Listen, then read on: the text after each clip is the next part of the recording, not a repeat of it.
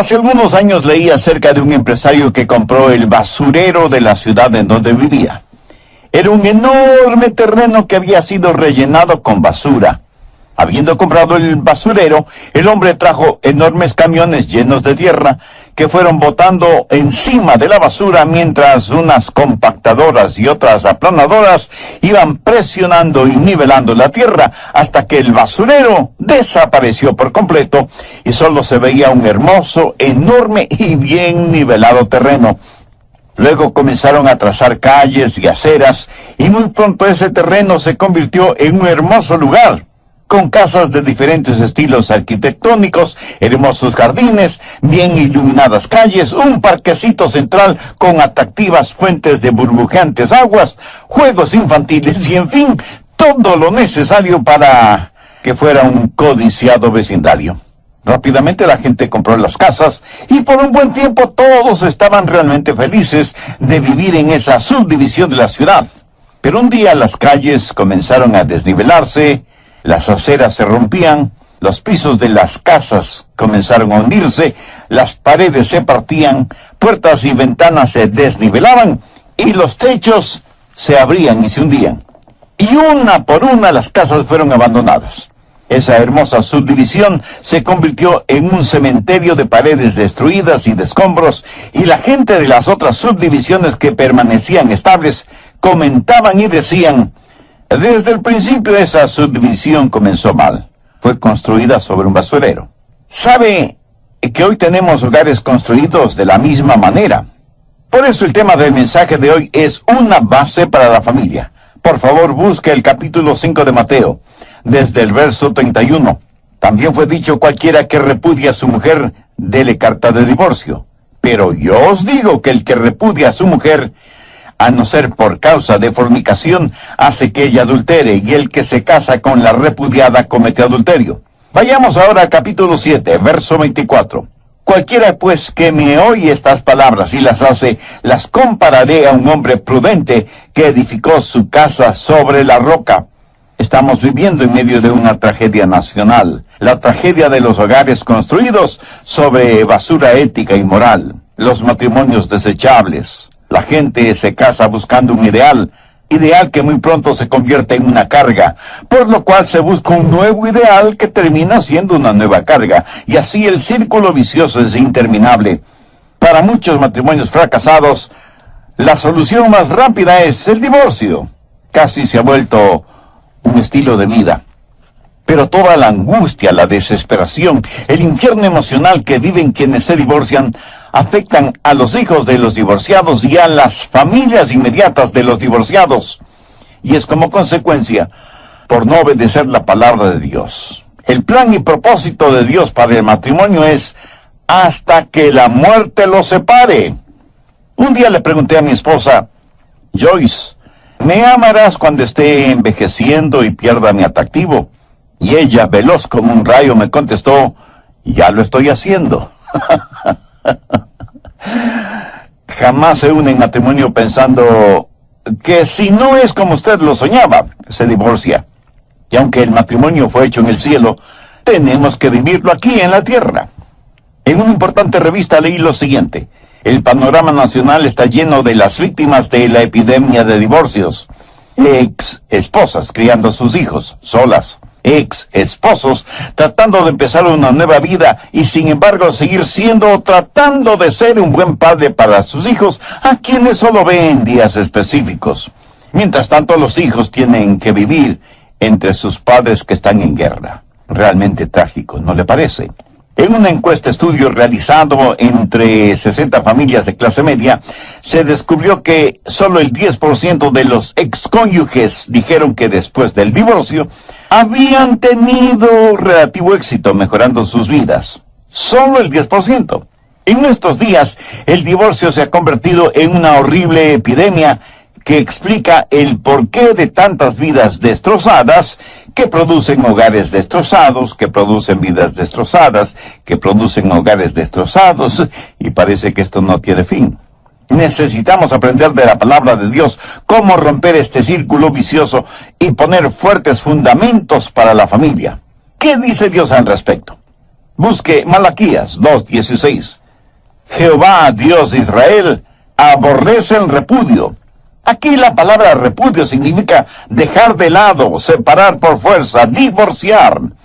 Al hablar de un firme fundamento para la familia, quiero que veamos tres cosas. Primero, el diseño de Dios para el matrimonio.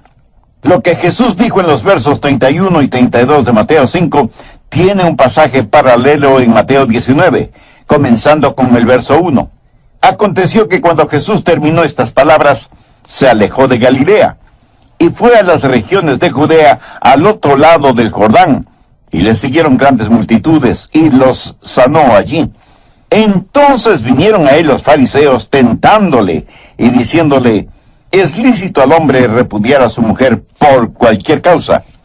Había un maestro, un rabino en esos días llamado Eliao, que enseñaba que un hombre podía divorciarse de su mujer si ella no sabía cocinar, o si ella hablaba demasiado y en voz alta, o si ella decía palabras descomedidas a los padres de él.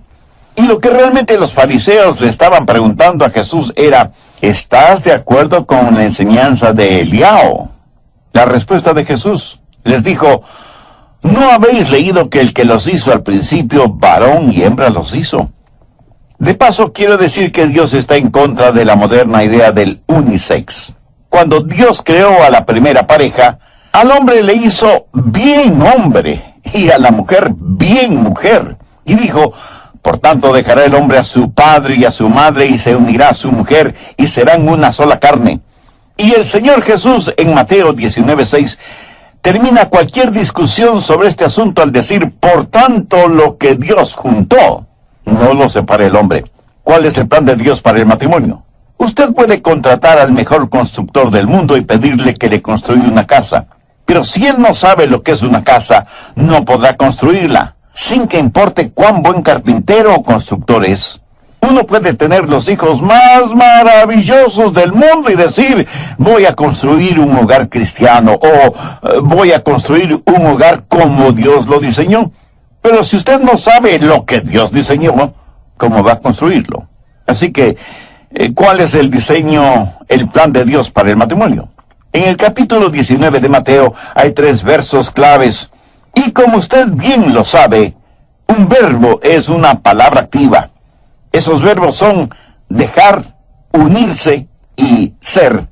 Cualquier consejería matrimonial tiene que girar en torno a esos 3 verbos activos. Todos los problemas matrimoniales se derivan de un mal entendimiento de estos verbos. De paso, note que Jesús está citando aquí del libro del Génesis. Cuando Dios dice: por tanto dejará el hombre a su padre y a su madre, está hablando de la prioridad en el matrimonio. El matrimonio es la más alta de todas las relaciones humanas, y la relación entre marido y mujer debe ser el lazo más fuerte que la relación entre padres e hijos. Tal vez muchos no estén de acuerdo conmigo en este punto, pero recuerde que yo solo estoy repitiendo lo que Dios dice en su palabra. La relación entre marido y mujer debe ser la más firme, la más fuerte relación sobre la tierra. Cuando usted está criando a sus hijos, ¿sabe cuál es su trabajo como padre, como madre? Es darles a sus hijos alas para cuando tengan que abandonar el nido. La Biblia usa como ilustración las águilas. Mamá águila enseña a sus polluelos a volar. No les enseña a buscar alimento, les enseña a volar. Ve el paralelismo. Los padres sabios prepararán a sus hijos para cuando tengan que volar solos. Nuestros hijos hoy en día no necesitan estar tan cómodos en el hogar.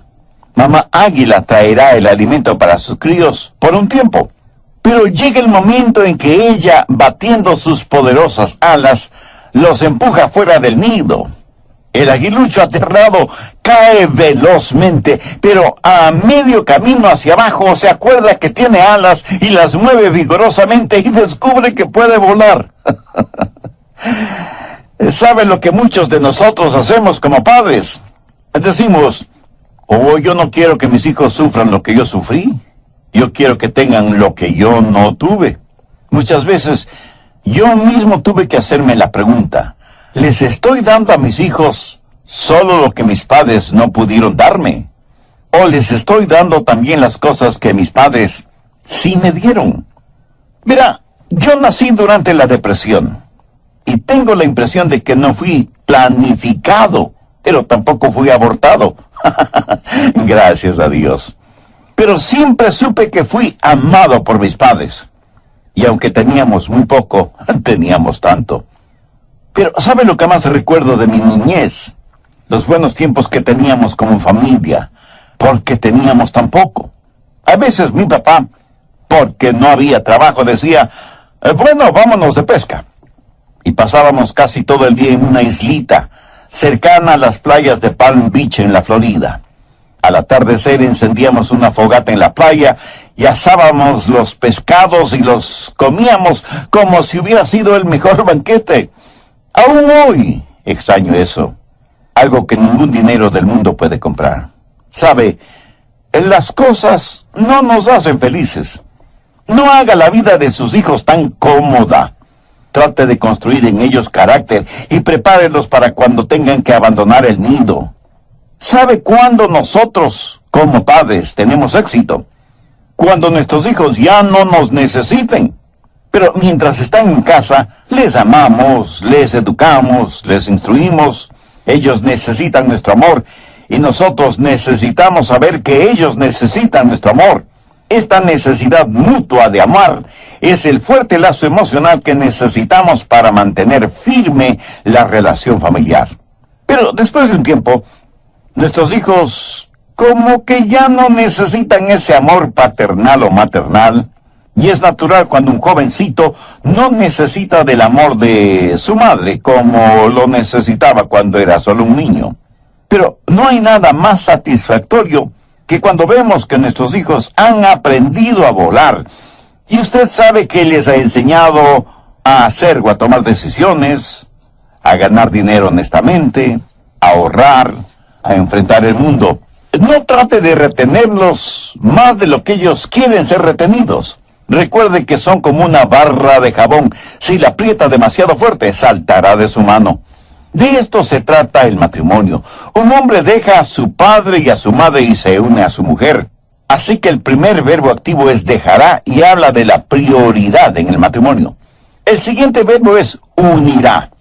Ahora esta palabra no es simplemente que se unirá, sino que significa que se pegará, se soldará a su mujer y habla de la permanencia en el matrimonio.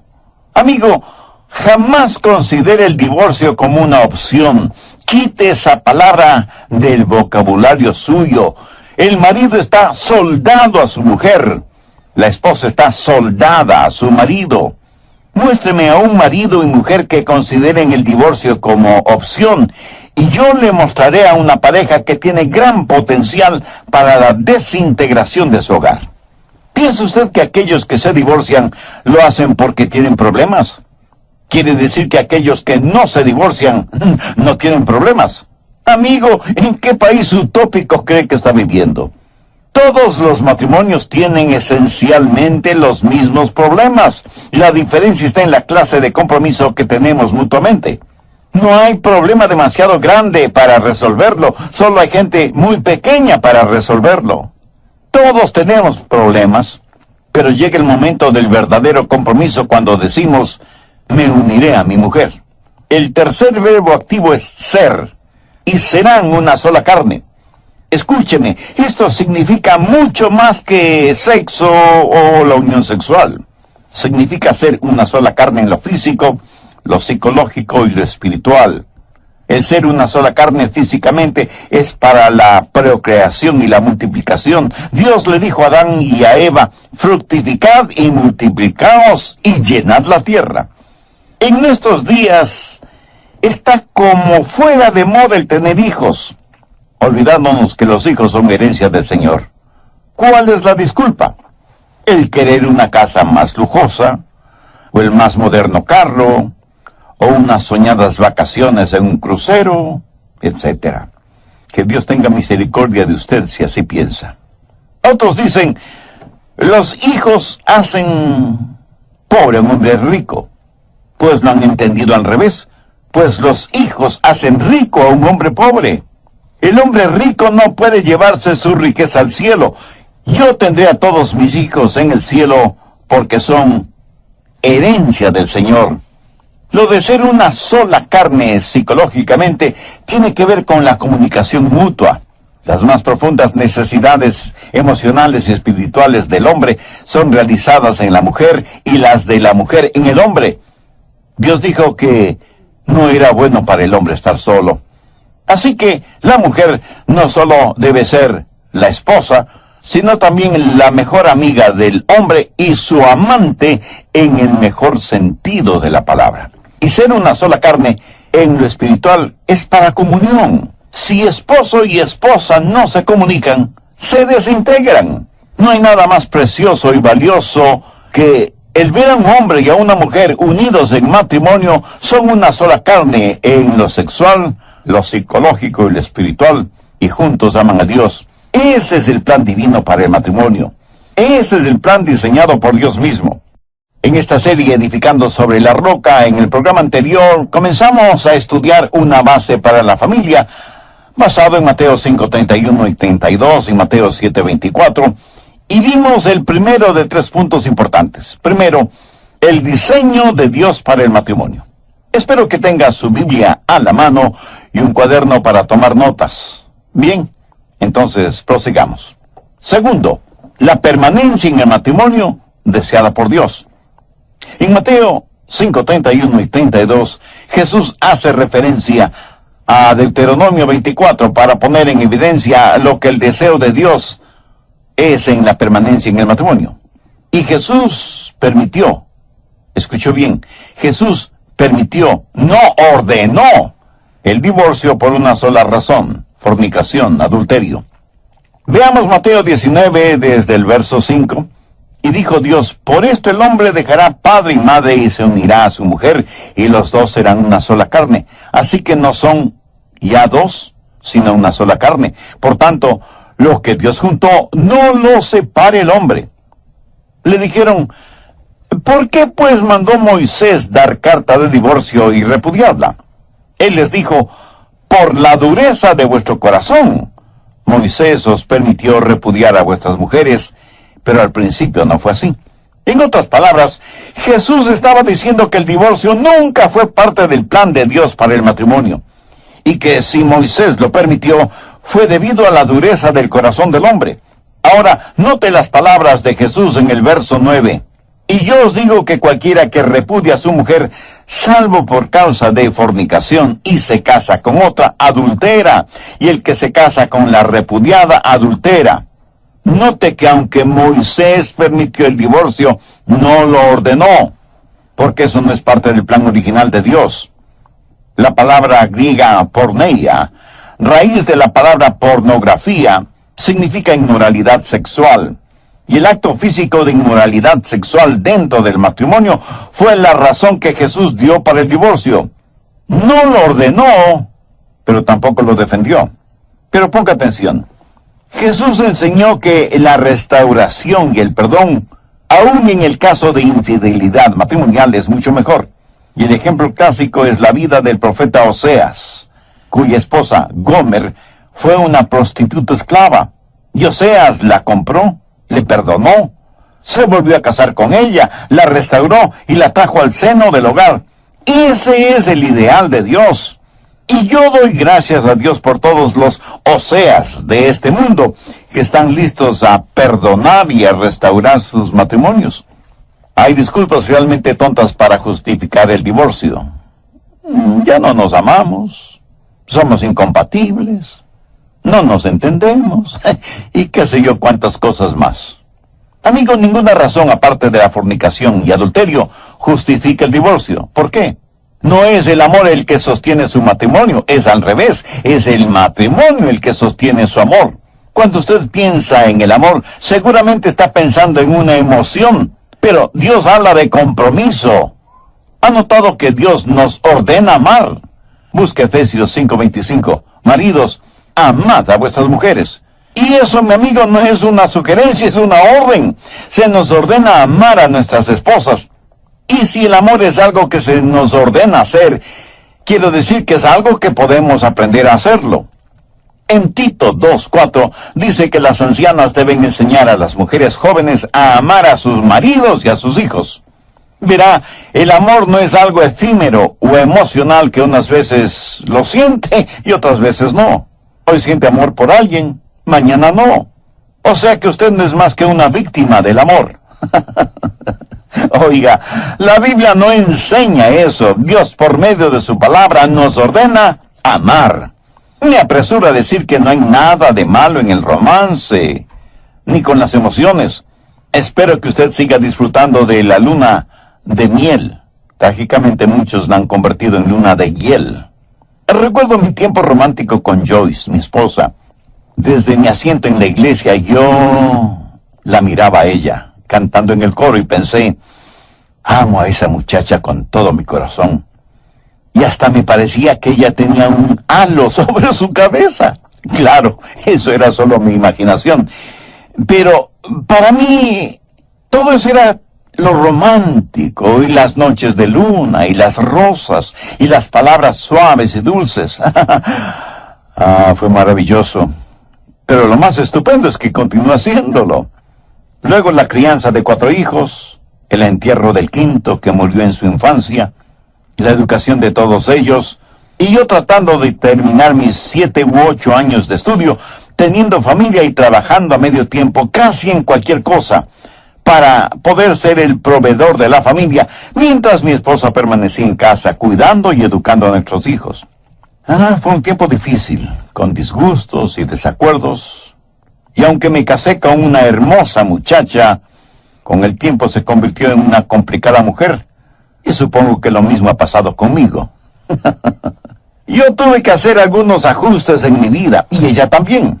Con todo y eso, las cosas fueron duras, y las siguen siendo. Y tanto mi esposa como yo tenemos que ser flexibles. ¿Sabe qué es lo que nos mantiene juntos?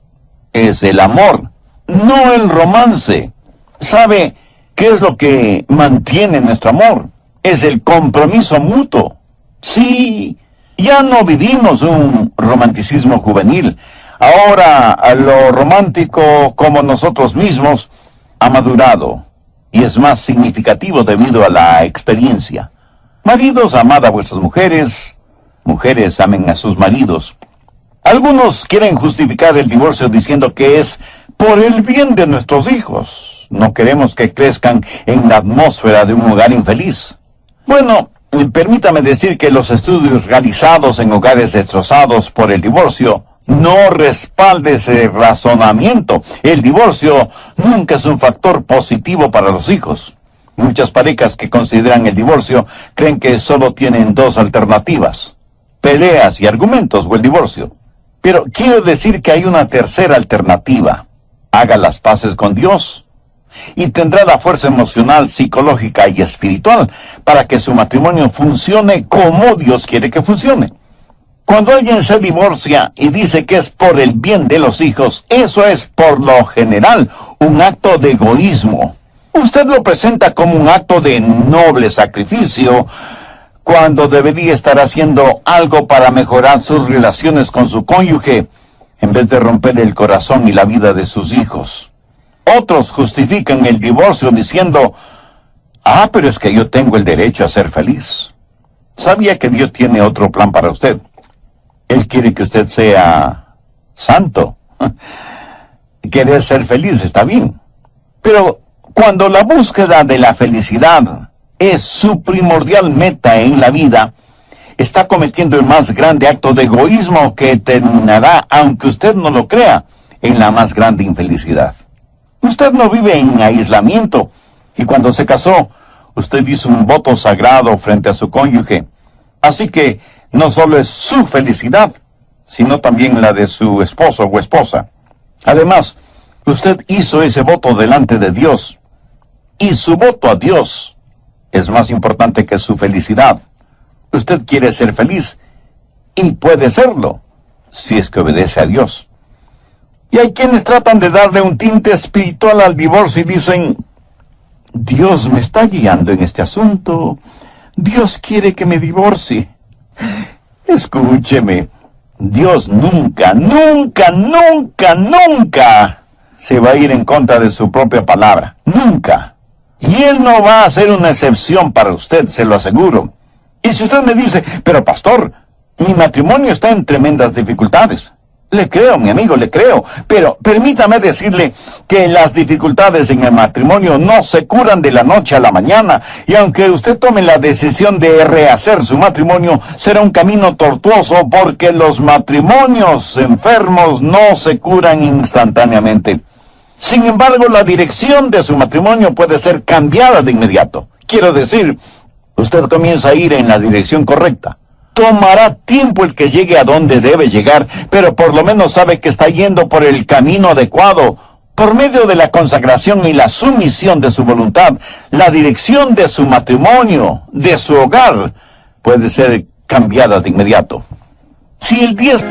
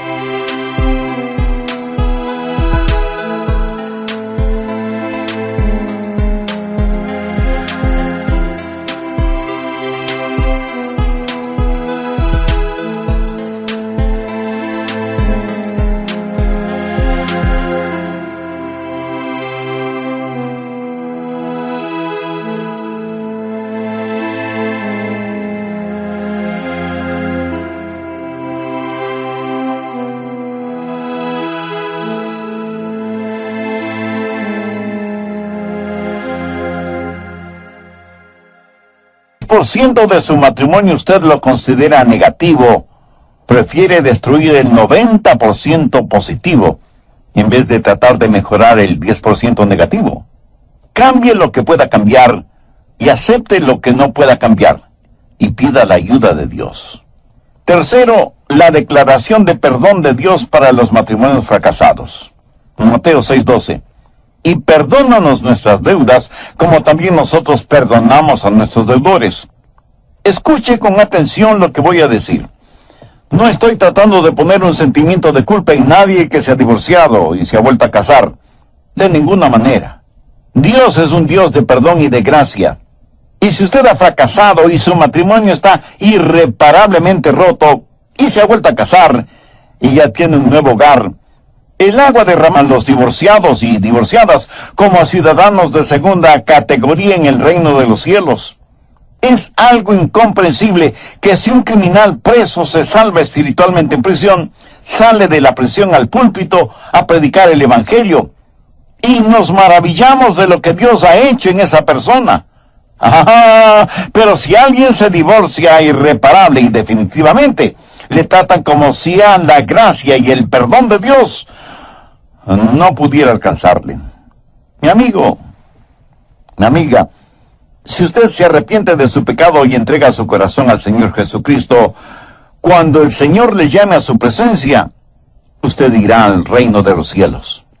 Romanos 8:1 dice, ahora pues ninguna condenación hay para los que están en Cristo. Primera de Juan 1:7, la sangre de Jesucristo su Hijo nos limpia de todo pecado. Isaías 1:18, venid luego, dice Jehová, y estemos a cuenta. Si vuestros pecados fueren como la grana, como la nieve serán emblanquecidos. Si fueren rojos como el carmesí, vendrán a ser como blanca lana. En la Biblia se relata la historia de una mujer sorprendida en el mismo acto de adulterio. Y había quienes querían apedrearla de acuerdo a la ley. Veamos Juan 8, desde el verso 7.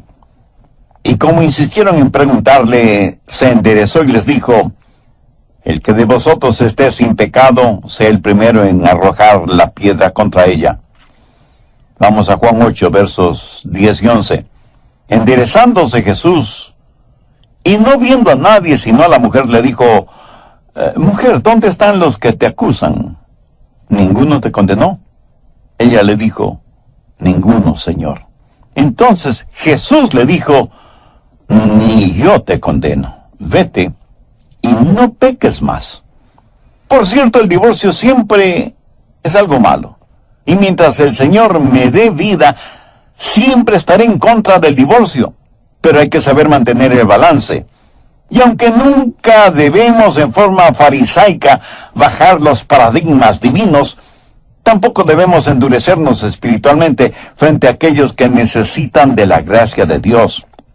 El divorcio es como un peligroso precipicio, y nosotros como cristianos individualmente y como iglesia colectivamente debemos construir una alta y fuerte muralla para que la gente no se caiga al precipicio.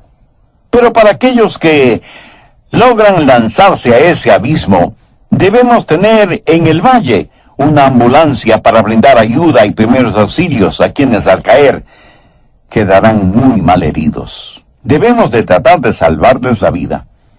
Si usted está casado y Jesucristo no es la cabeza de su hogar, tome esa decisión ahora mismo para que tenga un hogar bíblico, para que pueda mantener sus votos matrimoniales hasta que la muerte le separe.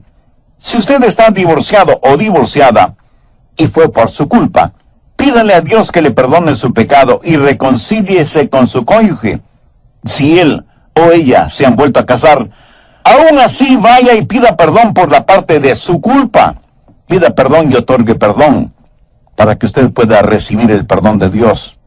Si usted se ha divorciado contra su deseo y es víctima de las malévolas estratagemas de otro u otras personas, pídale a Dios que quite de su corazón esa raíz de amargura y perdone a esa o esas personas, aunque ellas no se arrepientan por el mal que le hicieron. Perdónalas en su mente, en su corazón, en su espíritu, y entregue totalmente su vida al Señor, porque Dios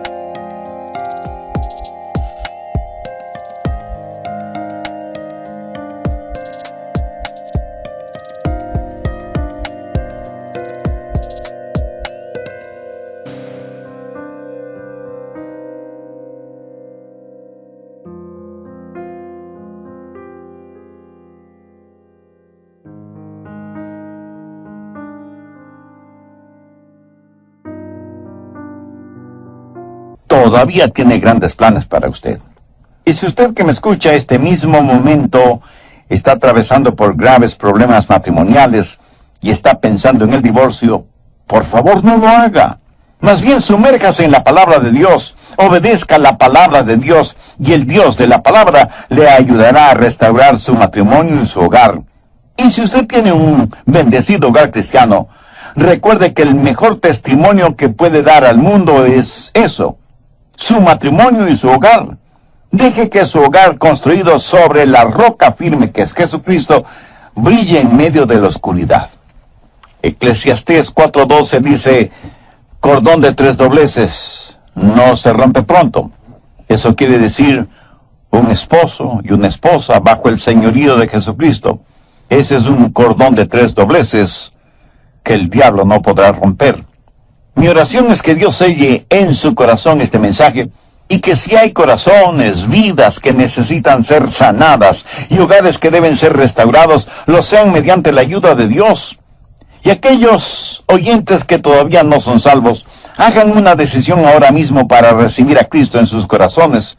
Si usted sabe que hay una dimensión espiritual que está fallando en su vida y en la vida de su familia, sepa que esa dimensión tiene un nombre